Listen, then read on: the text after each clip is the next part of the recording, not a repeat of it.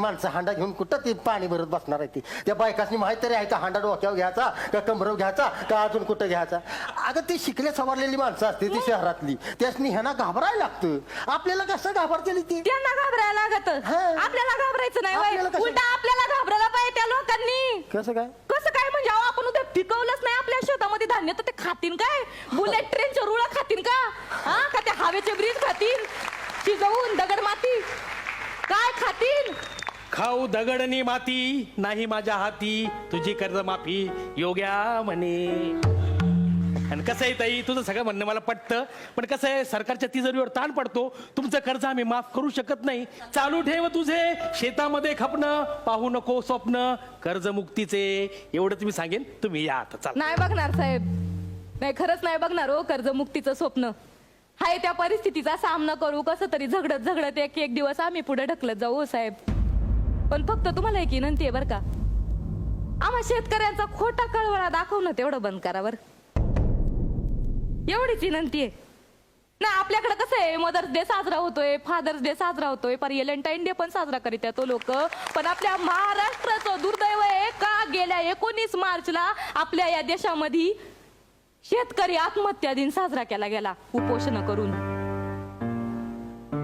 31 वर्ष झाली बरं का. 19 मार्चला एका शेतकऱ्यानं आपल्या कुटुंबासोबत आत्महत्या केली आणि तो आपल्या महाराष्ट्रातला आत्महत्या करणारा पहिला शेतकरी होता.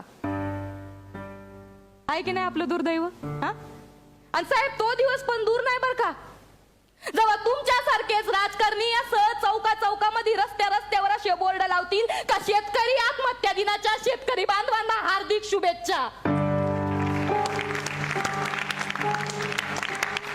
तुमच्या पाया पडते साहेब, हा दिवस आमच्या नजर पडू देऊ नका फक्त.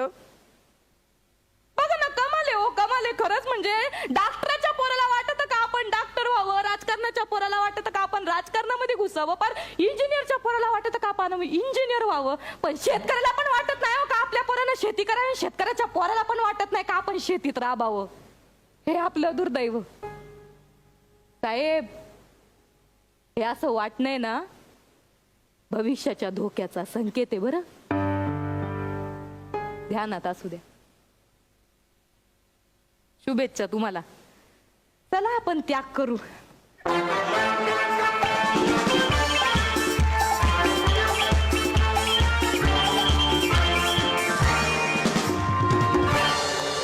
आपण जाणून घेऊ आपल्या परीक्षकांचं काय मत आहे. महेश सर. योगेश सुपर. सचिन गोस्वामीचं विशेष अभिनंदन. येस. का हा कॉन्सेप्ट त्यांनी आणला आणि त्याला तो एक सुंदर स्क्रीन प्ले तयार करून एक सुंदर सादरीकरण केलंस. आणि ती शेवटचं एक वाक्य म्हणते का हा एक संकेत आहे साहेब, भविष्याच्या धोक्यात, भविष्याचा संकेत आहे. Danger bells are ringing and they are ringing. हा ॲक्ट आहे ना, हा ॲक्ट नुसतं कॉमेडीची बुलेट ट्रेनमध्ये नाही राहायला पाहिजे. हा ॲक्ट ॲक्च्युली ऑल इंडिया टेलिव्हिजनवर टेलिकास्ट झाला पाहिजे. अभिनंदन. झपाटलेला परफॉर्मन्स.